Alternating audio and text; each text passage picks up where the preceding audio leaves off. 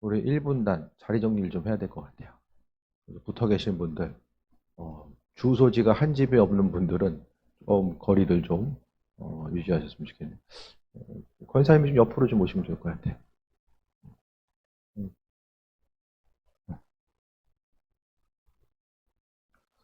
네, 좀 가시면 좋을 것 같아요. 그래서 우진이도 이쪽으로 와야 돼요. 사진 기록을 남겨둬서 혹시 또 좀 애매한 일이 생기면 이 떨어져 있어야지 좀 자가격리를 피할 수가 있어요. 그러니까 좀 떨어져서 좀 앉아야 됩니다. 그래서 사모님이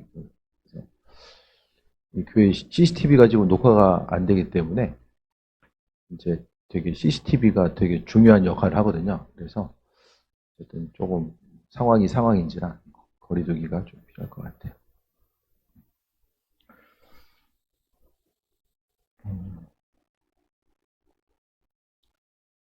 잠언과 전도서 내용은 상당히 내용이 어떻게 보면은 이게 세속적입니다.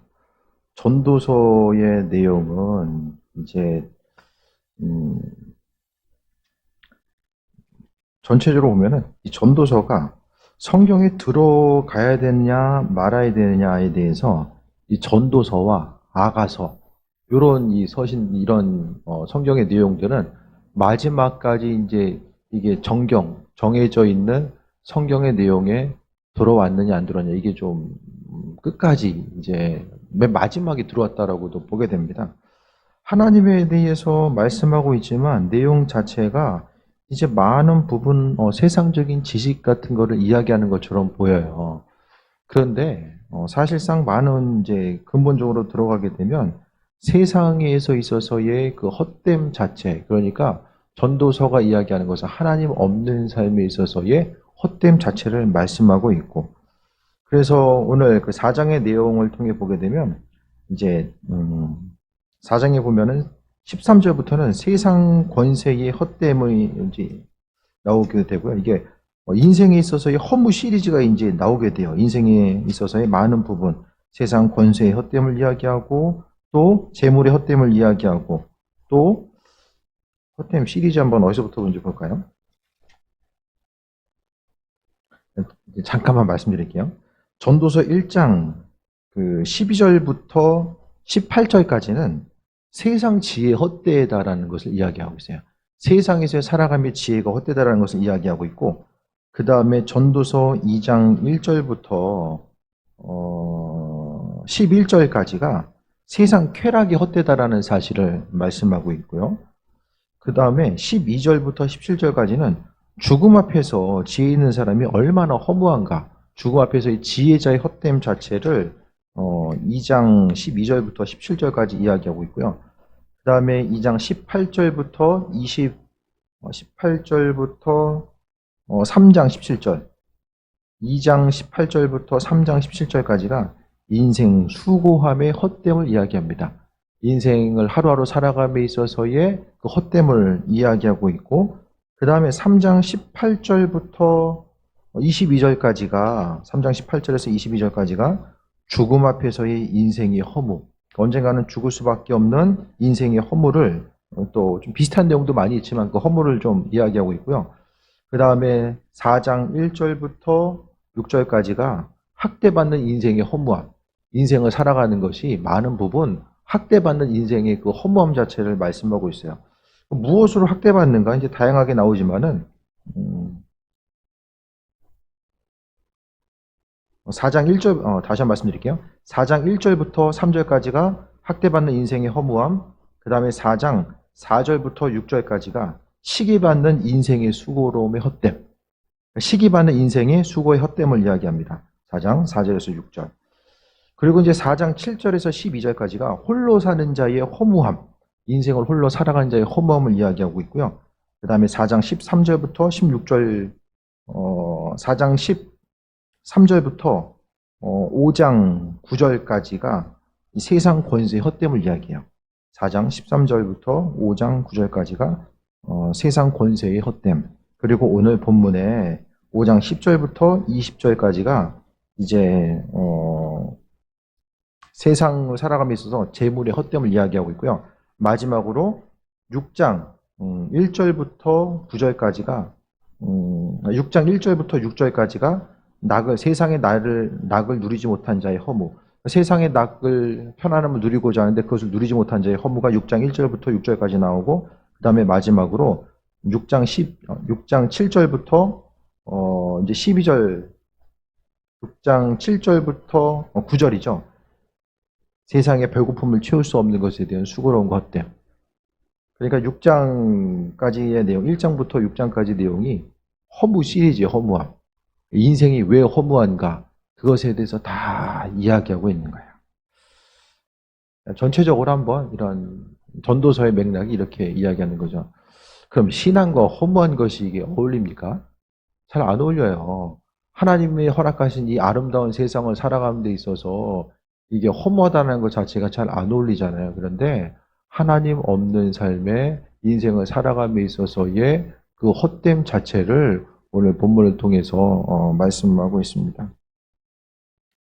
5장 10절부터 보면 은을 사랑한 자는 은으로 만족하지 못하고 풍요를 사랑한 자는 소득으로 만족하지 아니하나니 이것도 헛되도다. 은을 사랑하는 것, 단순히 이제 은이 아니라 돈을 이야기하는 거죠. 재물을 사랑하는 자는 그것으로 인해서 만족감을 얻지 못하다라고 말씀하고 있습니다. 재물이 주는 기쁨처럼 짧게 지나가는 게 있을까요? 자신의 소유가 있을 때에 사람이 있어서 점점 이제 뭐 월급이 많아져도 우리는 전달 통로죠, 통로. 잠깐 찍혔다가 금방 이제 사라지는 거. 많이 있는 것 같아도 그냥 금방 지나가면 다 이제 사라져요. 누가 빼가는 것도 아닌데, 나랑 상관없는 것도 아닌데 그냥 다 사라질 수밖에 없는 거. 은을 사랑한 자는, 그러니까 돈에 사랑하는 자는 그것으로 인해서 만족감이 없다라고 이야기합니다. 그러니까 순간적인 기쁨은 있을지 모르겠지만은 그것 때문에 만족감은 누릴 수가 없다라는 것에 대해서 이야기하고 있어요. 또 풍요를 사랑하는 자는 소득으로 만족하지 아니하다라고 이야기합니다. 그러니까 풍요나 돈이나 풍요를 사랑하는 자, 이 사랑한다라는 것은 거기에 중심을 두고, 그러니까 있으면은 기쁘고 아주 행복하고, 없으면은 두려움이 생기고 또 근심이 생기는 이런 것을 이야기하는 거죠. 그런데 성경은 분명하게 은을 사랑하고 풍요를 사랑하고자 했을 때 이 만족감이 없다라고 분명히 말씀하고 있어요.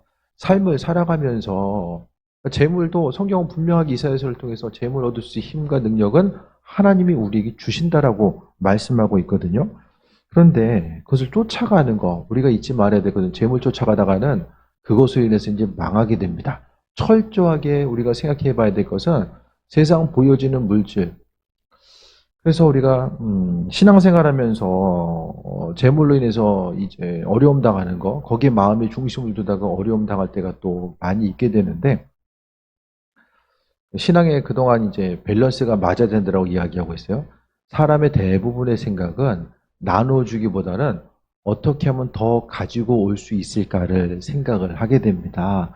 외부로부터 더 많은 것을 소유하고 갖기 위해서 거기에 계속해서 중심을 두거든요. 그러니까 받으려고만 계속해서 하다 보면 이게 신앙적인 균형이 깨져버립니다. 그래서 이 균형을 맞출 수 있는 유일한 방법은 나누고 베푸는 거. 그러니까 들어오는 것과 나가는 것에 있어서요, 의도적으로 이것을 밸런스를 맞추고자 하는 그런 모습들이 있어져야 됩니다. 그래서 신앙생활 하다 보면은 어떤 그 삶을 통해서 뭐 주님께 헌신하든 주변 사람들에게 나누든 어떤 신앙적인 틀과 의무 가운데 갇혀 있을 가능성이 많이 있는데, 그것보다는 스스로 이제 의도적으로 이 영적인 밸런스를 맞추기 위해서는 스스로 이제 좀 하나님 앞에, 언젠가도 좀 그런 말씀 드렸었는데요. 하나님, 내가 재물보다 하나님 더 사랑합니다. 내가 재물로 인해서 살아가는 것도 아니고 거기에 중심 두는 삶을, 그런 인생이 아닙니다라는 것에 대해서 스스로 좀 증명할 필요성이 있어요. 저는 그 증명 자체가 뭐냐면 할 수 있는 최선을 다해서 주변 사람들을 돕고 나누든 뭐 헌신하든 그 무엇인지 간에 하나님께서 허락하신 은혜 가운데 스스로 자원하는 마음을 가지고 헌신하고자 하는 마음이 무엇보다 우리에게 있어서의 그 영적인 균형과 밸런스를 맞추는 거죠. 기도할 때도 여러분 어떻습니까? 더 많은 것을 달라고 기도하지 더 많은 것을 나눌 수 있게 해달라는 기도 잘 안 하잖아요. 그러니까 기도할 때부터도 먼저 이런 균형이 깨져 있는 거예요. 하지만은 하나님의 음성을 듣고 살아가는 사람, 그 인도하심 가운데 살아가고자 하는 그 사람들은 어떻게 합니까? 삶의 순간순간마다 주님의 도우심, 그러니까 주님의 마음의 감동을 주실 때마다 그래도 믿음으로 반응하고 움직이다 보면 나중에 보면 하나님이 왜 그런 감동을 주셨는지, 그것이 뭐 몸을 움직이던 재물로 헌신하든지 간에 그 이유를 하나님이 알게 하신다라는 거. 그러니까 스스로 근데 잘 몰라요. 막상 내 것에 대해서 나누고 베풀고자 했을 때 사람이 어쩔 수 없이 좀 망설여지거든요. 그때에 내 믿음의 본질 자체가 고스란히 이제 드러나는 순간이죠. 어쨌든 은을 사랑하고 풍요를 사랑한 자는 소득을 해서 만족감을 누리지 못한다라고 이야기합니다. 여러분 얼마나 더 많이 소유하면은 인생이 기쁠까요? 소득으로 인한 많이 가지고 있는 거. 그러니까 많이 가지고 있을 때에 이제 있어서의 뭐 이득이 있을 수 있겠죠. 뭐 물질적으로 더 많은 것을 소유하면 이 세상에서 더 누릴 수 있는 거, 뭐 더 큰 집을 소유하거나 뭐 더 좋은 차를 타거나 아니면은 일 관두고 그냥 뭐 놀러 다니거나 뭐 여러 가지가 있겠지만은 차를 타도 얼마나 좋은 차를 더 탈 것이냐. 이게 한계가 다 있거든요. 네? 뭐 집이 너무 커가지고 식구들 찾으러 다녀야 되고. 저희도 집이 좁아서 좀 불편하긴 한데 그래도 애들 동태가 한눈에 감시가 돼요. 어디서 뭘 하는지 그냥 찾지 않아도 그냥 방 안에서 가만히 있으면 이제 문이 닫혀 있어도 이제 투시가 되죠. 아, 이분들 이거 하고 있구나. 이게 이제 그런 장점은 좀 있어요. 청소하기 편하고. 그런 장점은 있지만은 좀 불편할 때도 없지 않아 뭐 있을 수 있지만은 그러니까 세상의 소유로 인해서 느끼는 즐거움 자체, 여러분이 무엇을 하든지 간에 무엇을 소유하든지 간에 그 즐거움이 정말로 소유를 통한 즐거움 자체는 아무리 갖고 싶은 물건 갖고 살고 싶은 거 살아도 그게 얼마나 갑니까? 한 달 이상 가세요? 한 달? 한 달 이상. 그것도 한 달 이상 가면 그거 대단한 것 같아요. 세상에서 물질이 주는 기쁨을 동일한 거 가지고 내가 한 달 이상 느낄 수 있다라면은 그것도 참 크지 않나라는 생각을 하거든요. 불편함이 해소되고 내가 소유하고 원하는 것들을 갖는다라고 할지라도 오늘 본문의 말씀처럼 만족이 없어요. 만족이 없어요. 이거 이제 누리다 보면은 또 다른 게 더 좋은 게 있지 않을까. 그러니까 왜냐면은 있는 현실 가운데서 만족감을 누리지 못하기 때문이에요. 큰 집 이사 가면은 여기 이 정도면 됐겠지 했는데 그 집 살다 보면 더 좋고 더 편안한 집, 그런 집들이 또 보이기 시작하거든요. 그럼 거기 가요. 그럼 거기서 만족이 있느냐? 절대로 없습니다. 절대로. 그 만족은 그러니까 물질로서 우리 인생은 채울 수가 없다라는 것을 말씀하고 있어요. 그래서 11절에 보니까 재산이 많아지면 먹는 자들도 많아지나니 그 소유주들은 눈으로 보는 것 외에 무엇이 유익하냐. 내 소유가 많으니까 보기에는 좋은데 근데 이제 해야 될 것들이 많은 거죠. 그 삼성의 부회장은 이재용 부회장은 인생이 행복할까? 그분 인생이 행복할까? 여러분 만약에 오늘 하루에 살 그 인생을 이재용 부회장과 바꾸자 그러면은 저는 안 바꿀 것 같아요. 저는. 여러분은 뭐 좋습니다라고 인생이 바꿀 수 있으면 바꿀지 모르겠지만은 저는 안 바꿀 것 같아요. 삶에 있어서 보여지는 것들을 유지하기 위한 인생의 무게 자체가 이게 크다라는 것에 대해서 말씀하고 있어요. 재산이 많아지면 먹는 자들도 많아진다. 그러니까 재산이 커지고 또 많아지면 그 합당하게 이제 쉽게 이야기하면은 버는 게 많으면은 또 쓰는 것이 그만큼 많아져요. 자연스럽게 이게 들어오는 것과 나가는 것이 이게 이제 비슷하게 이제 갈거나 조금 더 가는 거, 지출이 많거나 이제 비슷하게 갈 수밖에 없잖아요.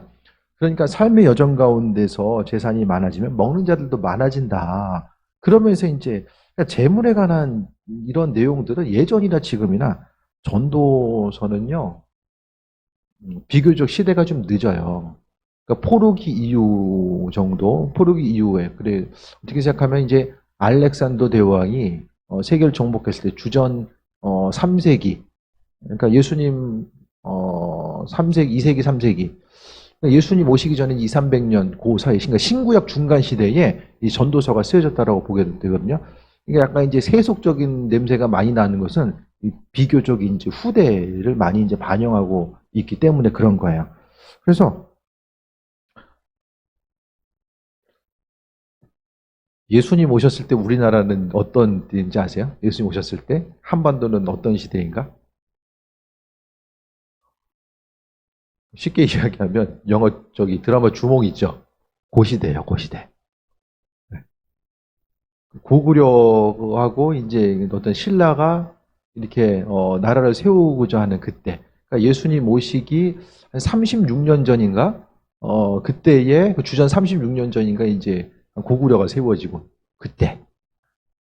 그때 이제 주몽 보면은 약간 좀 딴소리인데 주몽 보면 이제 철기가 이제 아주 중요하잖아요. 철갑, 철제 무기를 얼마나 가지고 있느냐가 나라의 흥망성쇠를 좌우하잖아요. 근데 구약에서 보면 어떻습니까? 다윗 때 블레셋 민족, 그때 이스라엘을 괴롭혔던 블레셋 민족이 이제 철기를 가지고 호령했던 때죠. 그러니까 시기적으로 보게 되면 한 고대 근동의 문화 자체가 예수님 당시 그 문명의 발상지니까 그곳이 뭐 티그레스강, 유파테스강이 있는 메소포타미아 문명, 또 이제 인도 그 이집트의 문명, 그 문명들이 지금 한 거의 뭐 한 1000년 정도는 앞서간 거죠. 그 시대인 거예요. 쉽게 이야기하면.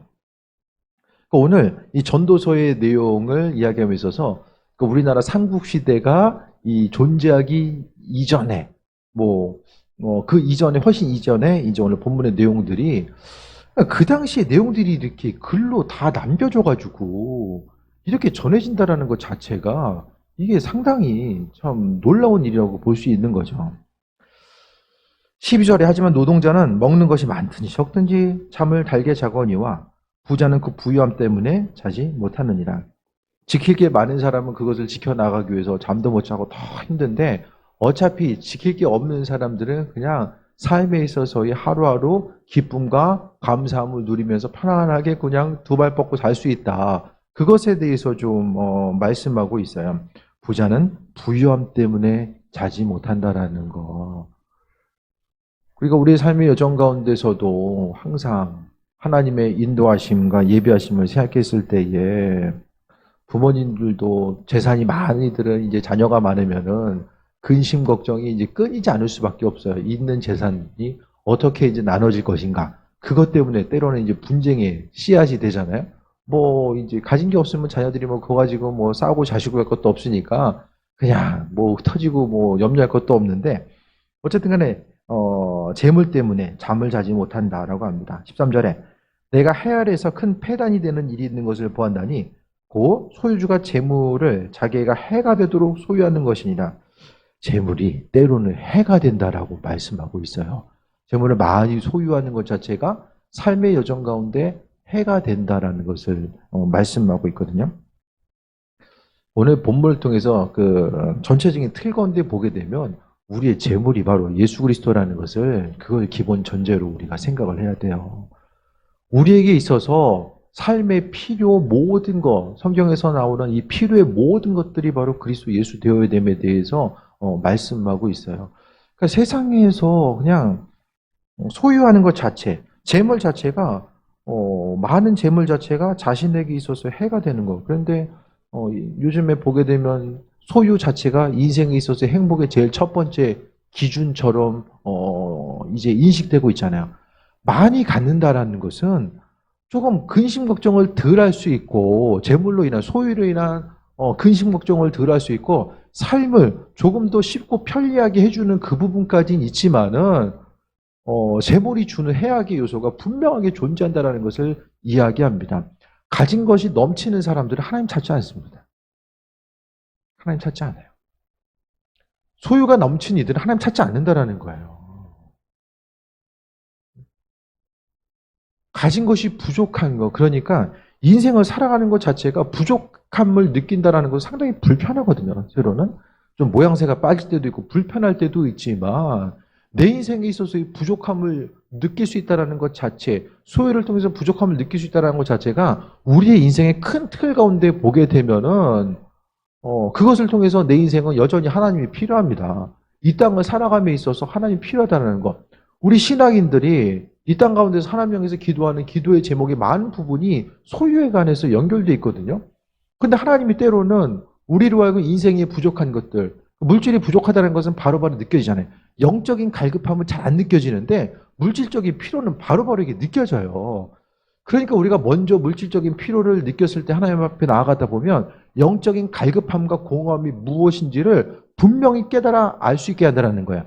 그래서 하나님은 우리로 하여금 재물의 이제 부족함 때문에 하나님이 넉넉하게 주시는 분인데 왜 때로는 부족하게 하시는가를 생각해 보게 되면은 하나님과의 관계성이죠. 그 부족함을 통해서 때로는 육신의 또 건강의 문제, 재물의 문제를 통해서 그 문제는 하나님께서 그분께 나오라고 하는 사인입니다. 하지만은 재물로 인해서 문제점이 뭐냐면은 재물을 자기에게 해가 되도록 소유한다. 재물이 많아서 해가 되는 게 뭐가 있죠? 재물이 많아서 해가 되는 거.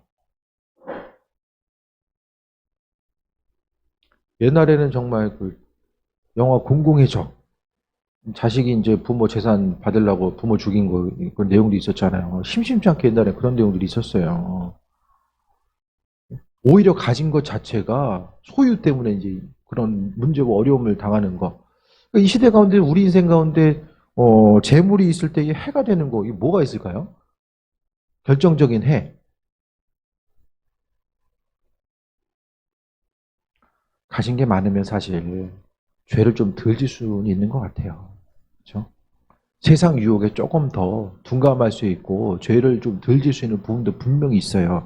그런데 오늘 본문 가운데 재물을 자기의 해가 되는 것, 재물이 해가 되는 것은 하나님과의 관계성이에요. 기도 제목이 있을 때 기도해서 해결하려고 하지 않고 돈으로 해결될 수 있는 부분들, 그러니까 기도하지 않아도 얼마든지 내가 가지고 있는 재물을 사용해서 그 문제를 해결할 수 있는 부분이 자본주의 사회 가운데서는 얼마든지 많이 있거든요. 그러니까 그렇게 이제 해결하다 보면 내 인생에 하나님이 더 이상 필요가 없는 거예요. 그러니까 선진국으로 가면 갈수록 물질적으로 풍요로움을 누리는 곳으로 가면 갈수록 하나님만이 행할 수 있는 일들, 또 그분이 왜 내 인생에 함께 하셔야 되는지에 대해서 의미성을 못 느끼는 거죠. 그러니까 믿음 버리는 거예요.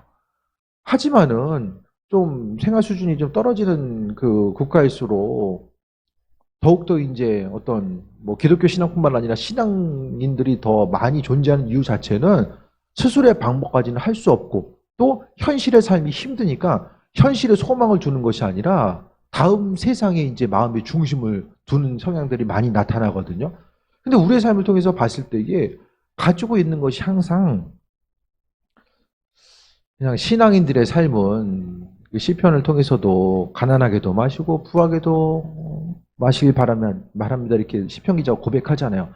그러니까 하나님 주신 것들로 인하여서 항상 만족감을 누리고 주신 것들로 인해서 살아가는 것. 우리의 삶은 그 아침에 이제 오전에 봤던 것처럼 더 많은 만나를 소유해가지고 좀 더 쌓아놓고자 하는 그런 마음. 더 많은 것을 소유하고 쌓아놓고 있으면은 더 이제 마음에 긴장감 없이 이제 편안하게 살 수 있지만 그 마음 놓는 그 순간부터 물질로 인해서건 무슨 일이든 간에 긴장감을 놓는 그 순간부터 이제 그 영적인 균형은 깨지고 문제가 그때부터 생겨져요. 그 신앙생활 하면서 가장 조심할 때가 별다른 기도 제목 없을 때가 정말 조심해야 돼요. 주변에 목회하는 분들을 통해서도 그런 일들을 많이 봤어요. 별다른 일 없을 때. 정말 문제가 있고 교회가 환란이 있거나 어떤 건축을 앞두고 있거나 건축 기간에 있으면은 바짝 긴장해서 정말 긴장해요. 마음이 조심하고 긴장하고 나아가게 되는데 삶에 있어서의 어떤 문제가 없고 그냥 모든 것들이 그냥 편안해 보이고 하나님께서 내가 기도한 것들 다 들으시고 이제는 편안함으로 이끌으시는구나. 저도 사실은 그런 때가 있는 줄 알았어요. 죽도록 기도할 때가 있고 그 다음에는 기도 열심히 했으니까 하나님이 모든 것들을 그냥 꽃길을 만들어 오셔서 그냥 천국에 가는 그 순간까지 꽃길만 가면 되는구나. 그런 그 사고방식, 신앙의 사고방식을 제가 가진 적이 있었거든요. 옛날에. 20살 전에. 근데 그게 아니더라고요. 우리의 인생은 주님이 항상 옆으로 좀 딴 데로 가려고 그러면 항상 긴장할 수밖에 없는 상황들을 하나님이 사랑하시는 이들에게는 만들어 주세요. 우리의 삶의 여정이. 사도 바울도 순간순간 고난이 있었기 때문에 그의 믿음 지키면서 끝까지 나아갈 수 있었던 거예요. 그래서 물질적으로 편안해 보이고 아무 일 없어 보이는 그때, 내 인생 그냥 그동안 고생했으니까 이제는 쉽게 편안함을 누리자라고 했던 그 순간, 복음서에서도 부자가 이제는 쉽고 편안하게 창고를 하나 더 지어볼까라고 했던 그 순간이 그의 인생 가운데 가장 위기의 순간이었다는 사실을 이야기합니다. 근데 안 보이면, 영적으로 둔감해 있으면 안 보이니까 그냥 별일 없는 줄 알아요.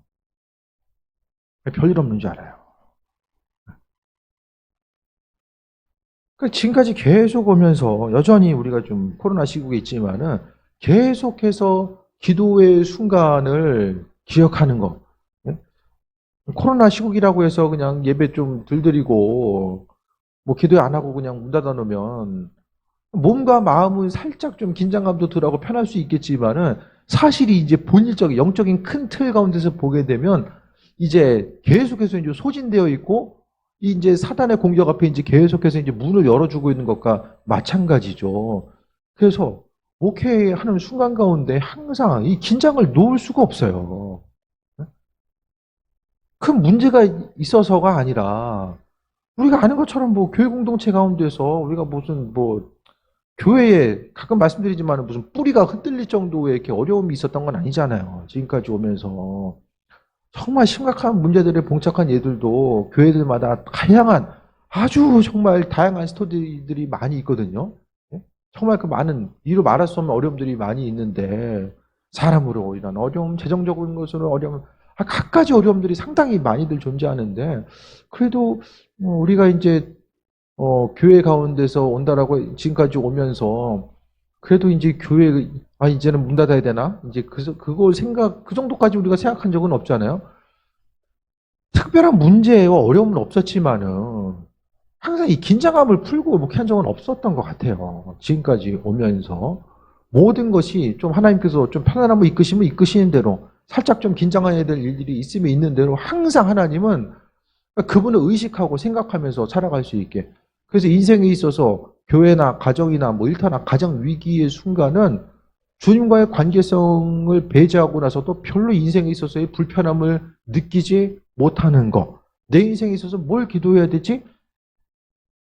문제가 생기면 기도하지 말라고 해도 기도의 자리에 나아갈 수밖에 없거든요. 그러니까 어떻게 생각하면 하나님이 별 일이 없는 그 순간은 우리에게 있어서 스스로의 그냥 날마다 하나님도 그렇잖아요. 문제가 있기 때문에 기도하고 없으면 그냥 안 하고 그게 아니라 어떤 사정과 형편에 있든지 간에 우리가 하나님 향해서 기도할 수 있는 그 믿음, 그냥 주님께 나아가는 것이 기쁘기 때문에 아버지를 바라볼 수 있는 그 믿음을 그 순간은 우리에게 요구하시지 않나라는 생각 또한 해보게 됩니다. 15절 봅니다. 그가 모태에서 벌거벗고 나왔은즉 그가 나온 대로 돌아가고 수고하여 얻은 것을 아무것도 자기 손에 가지고 가지 못하리니 그냥 맨몸으로 왔다가 그냥 맨몸으로 갈 수밖에 없는 삶을 이야기하는 거죠. 많은 것을 쌓아두면 내려놓기도 더 힘들어져요. 내려놓는 것 자체가 정말 쉽지 않습니다. 가지고 있는 것에 대해서 하나님께서 주신 것들도 그냥 작은 것부터 내려놓고 나누고자 하는 거, 내 생각과 관점과 생각뿐만 아니라 물질의 소유, 모든 것들에 대해서 내려놓는 이 훈련이 되어 있지 않으면은 이 한순간에 이루어질 수가 없어요. 삶의 순간마다. 교회 가운데서 어떤 뭐 외부로 돕거나 뭐 선교회를 하거나 다 이제 마찬가지로 그래도 사용할 수 있는 것 자체는 교회 재정이 우리 것이 아니라는 것, 주님의 것이라는 그 생각이 없으면 아무것도 나눌 수가 없어요. 교회도 그렇고 개인도 그렇고 돈이 남을 때 있으세요, 여러분? 이거 돈이 남네? 그럴 때 없잖아요. 없어요. 그러니까 신앙 공동체 가운데 교회뿐만 아니라 개인도 내가 소유한 것들이 내 것이다로 생각하면 아무것도 할 수 없어요. 아까워서 할 수가 없어요. 하지만 모든 것이 다 주님의 것이라는 그 청지기의 자세가 있는 사람들은 그래도 기쁜 마음으로 우리가 또 헌신하며 나아갈 수 있게 됩니다. 그러니까 선교지를 향하든 어디를 향하든 주변을 향하든지 간에 항상 그 마음의 자세가 주님의 것, 또 우리가 그냥 주님 앞에 갈 때는 그냥 우리 영혼만 가는 것이지 세상의 모든 것들은 주님 앞에 이제 남겨질 수밖에 없다라는 거죠. 그래서 믿는 우리들의 삶은 항상 하나님 보시기에 합한 자로서의 삶을 살아감에 있어서 자녀들에게 뭐 많은 것을 남겨주고 그것도 뭐 의미가 있겠지만은 항상 하나님 보시기에 합한 자로서의 삶을 어떻게 살아갈 수 있을까를 분명히 고민해야만 합니다. 이것도 큰 불행이라 어떻게 왔든지 그대로 가리니 바람을 잡는 수고가 그에게 무엇이 유익하랴. 결국 이 땅에서 많은 것을 나 자신을 위해서 수고하고자 하는 모든 것들이 다 바람 잡는 거죠. 쉽고 편안함을 향해서 살아갔던 것들, 그것도 시간 지나가면 아무것도 아닌 것 같아요. 순간적으로 편안하지만 그 편안함이 우리 항상 익숙해져 있고, 하지만은 하나님이 우리에게 많은 것으로서 베풀어 주시고 소유할 수 있도록 더 많은 것을 베풀으신 이유는 한 가지입니다. 하나님께서 사용하시기 위해서, 우리 사용하시기 위해서 우리에게 더 많은 것을 주시는 거예요. 우리 한 사람 한 사람을 보면요, 어떻게 생각하면 좀 부족한 듯한 것이 우리 믿음과 영성을 유지하는 데 있어서 훨씬 더 유익이 된다는 사실에 대해서 보게 됩니다. 교회가 지금보다 훨씬 더 많은 것들을 행하고 외적으로 더 많은 것들을 이루어 나왔을 때에 그것도 물론 기도했겠지만은 그래도 현재의 상황 자체가 어려움이 있고 또 한 달을 이제 넘어가는 것 자체가 마음에 두려움이 있을 때도 있지만 그것 자체가 우리 인생 가운데 유익이었음을 고백할 수 있는 삶의 모습 자체가 무엇보다 중요하다는 거예요. 11절에 보면은 일평생을 어두운 데서 먹으며 많은 근심과 질병과 분노가 그에게 있느니라. 인생 사는 게 일평생 어두운 데 있대요. 근심과 질병과 분노가 눈에 보이는 소유의 문제 따라가다 보면 이런 모든 것들이 다 우리의 삶을 계속해서 따라올 수밖에 없음을 말씀하고 있습니다. 그럼 우리의 삶을 어떻게 살아갈 것이냐. 18절 봅니다. 사람이 하나님께서 그에게 주신 바 우리에게 주셨대요. 있어야 될 것들 필요한 것을 주셨고 그 일평생에 먹고 마시며 헤아려서 모든 수고 중에서 낙을 보는 것이 선하고 아름다움을 내가 보았나니. 그러니까 하나님 주신 것들을 누리는 삶, 그것이 이 땅 가운데 선을 누리는 것, 그러니까 하나님 주신 것들을 누리는 삶을 살아가야 돼요.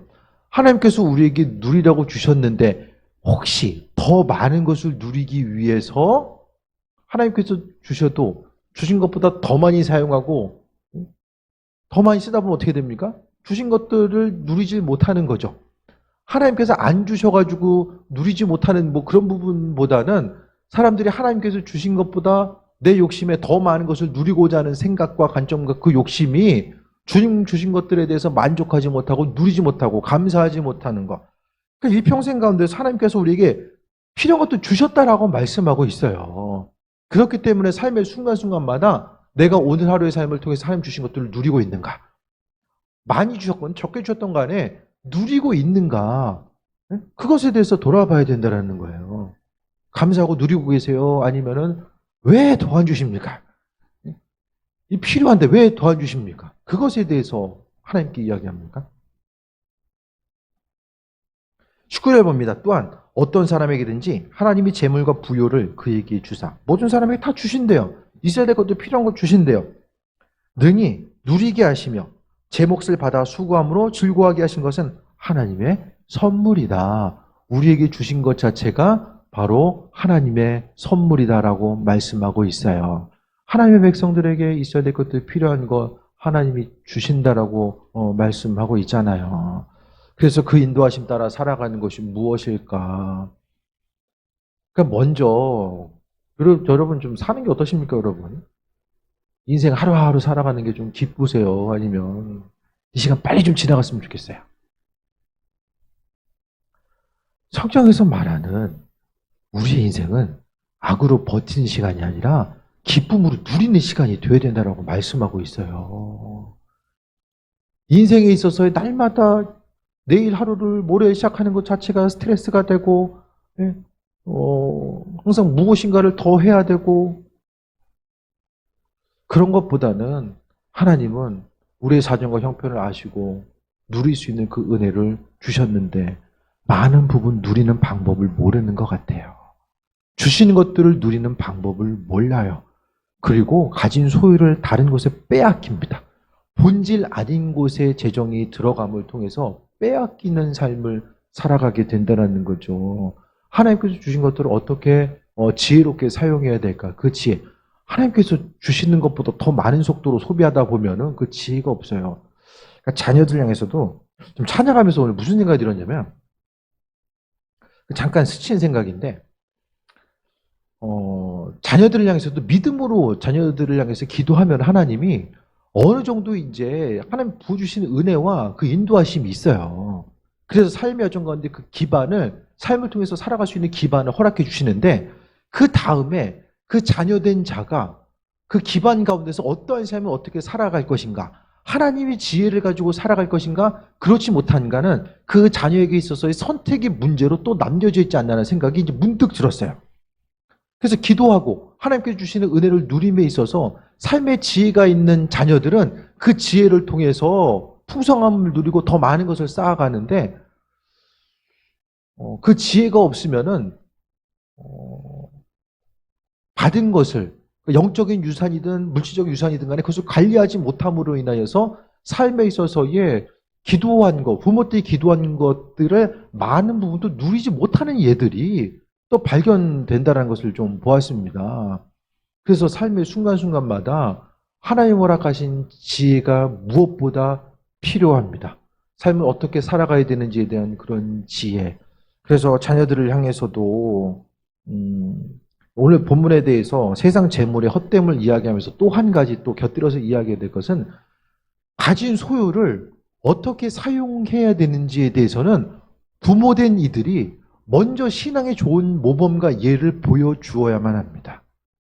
자녀들은 부모의 신앙을 볼 수밖에 없거든요. 그러니까 두 가지예요. 내가 영적으로, 그것이 자녀들 향해서 첫 번째는 어떤 재정적으로 어떻게 관리하고 무엇을 사용하고 무엇을 절제하고 이런 예들에 대해서 모습을 보여주면서 자녀의 세대가 온전한 재정관을 가지고 살아갈 수 있도록 그런 그 보여줌이 무엇보다 중요한 것과 동시에 영적으로는 심는 대로 거둔다라고 하는 이 영적인 법칙이 이제 유지될 수가 있는 거죠. 하나님은 하나님의 방법대로 온전히 행하시고 인도하시는데, 성경은 분명히 하나님께서 주신 것들 우리가 몫을 받아서 누리게 하신다라는 것을 생각했을 때에 그 받아 누림을 어떻게 누릴 수 있는가, 하나님께서 주신 것들을 어떻게 지혜롭게 사용하면서 이 땅 가운데 나뿐만 아니라 가정 가운데서도 그 누림이 이어질 수 있게 되는가. 가장 불행한 거, 믿음이 내 대해서 끝나버리는 게 그게 가장 불행한 거예요. 하나님의 은혜와 축복이 나한테 끝나버려요. 믿음의 유산이 이어지지 않아요. 그것이 가장 심각한 문제입니다. 그래서 우리가 이 시대에 많은 부모님들이 자녀의 신앙을 위해서도 기도하면서 살아가잖아요. 그 온전한 신앙의 유산을 물려주는 것 자체가 또 중요하고, 하나님께서 있어야 될 것들, 필요한 것들을 누리게 하시는 것. 우리가 마지막 구절 봅니다. 그는 자기의 생명의 날이 나를 깊이 생각하지 아니하리니 이는 하나님이 그의 마음에 기뻐한 것으로 응답하심이라고 합니다. 인생을 살아감에 있어서 생명의 날을 깊이 생각하지 않는다. 이게 뭐 여러 가지 의미성이 있겠지만은 하나님과의 관계성 가운데서 세상의 목적을 두지 아니하고 주님과의 관계성 가운데서의 이 누리는 온전한 삶을 살아가게 하신다라는 것에 대해서 말씀하고 있습니다. 그래서 말씀 정리합니다. 결국 전도서의 핵심적인 내용은 주인이 누구냐 계속 물어보고 있는 거예요. 내가 내 주인이냐, 내 옆 사람 관계성에 있는 사람이 주인이냐, 너 가지고 있는 명예, 지위가 주인이냐, 아니면 돈이 주인이냐, 이게 주인이 누구인지를 계속해서 물어보고 있거든요. 점점 더 우리는 그냥 아무 생각 없이 신앙생활하다 보면은 점점 더 이제 재물이 주는 생각과 공격 앞에 모든 세상 이치가 다 돈과 연결되잖아요. 그러니까 자연스럽게 우리의 인생과 신앙의 모습이 이 세속화돼요. 세속화. 돈과 연결돼서 세속화되거든요. 그래서 어느 순간이 가기까지는 내 삶의, 내 신앙의 모습이 세속화되어 있다는 것을 몰라요. 근데 순간순간 하나님이 어떤 계기를 허락하실 때가 있고 삶에 있어서의 우선순위를 분명하게 또 물어보실 때가 있거든요. 그래서 우리는 스스로에게 또 좀 한 번씩 질문해 봐야 돼요. 내 삶의 주인이 하나님 되시냐 아니면 다른 것이냐? 돈이 주인이냐 하나님 주인이냐? 그것에 대해서 우리는 질문해야 되고, 또 아버지께서 마음에 감동 주셨을 때에 믿음으로 순간적으로 반응하고 움직이는 것, 그리고 순간적으로 우리가 주어진 것들, 내게 주어진 하나님께서 우리에게 허락하신 것들을 생각하실 때에 주변 사람들과 하나님 앞에 내가 가지고 있는 소유를 사용함에 있어서 나 자신에게 더 너그러운가, 아니면 하나님과 주변 사람들에게 더 너그러운가, 그걸 생각해 봐야 돼요.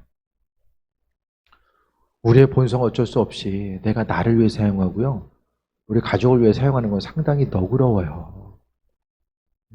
저 자신도 참 그럴 때가 많이 있는 것 같아요. 똑같은 금액이라도 주를 위해 헌신할 때는 뭔가 큰 일을 하는 것 같아요. 동일한 금액인데도 주를 위해 헌신하는 것은 내가 주를 위해서 뭔가 좀 대단한 거 하는 것 같고, 더 많은 큰 거. 내가 사용할 때는 그냥 자연스러워요. 내가 익숙해져 있으니까 그렇죠. 우리가 대부분 우리 자신을 위해서 사용하니까 그게 익숙한 거예요. 하지만 하나님께서는 주신 것들을 어떻게 사용하느냐, 그것을 아주 중요하게 여기신다는 것을 생각하고, 오늘 본문에서는 세상 재물 헛된 거다.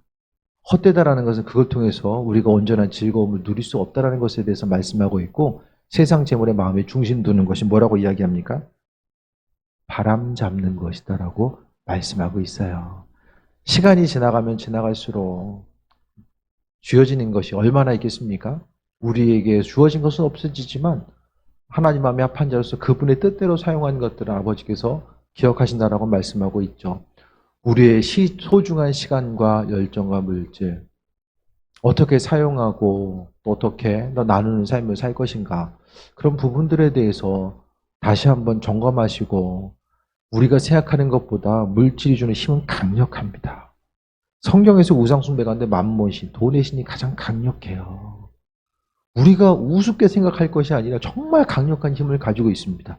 그 힘 앞에 우리가 날마다 긴장하지 아니하면 하나님 생각하는 것처럼 돈 생각합니다. 그렇게 하다가 믿음으로부터 멀어지고 나중에 버림받는 거예요.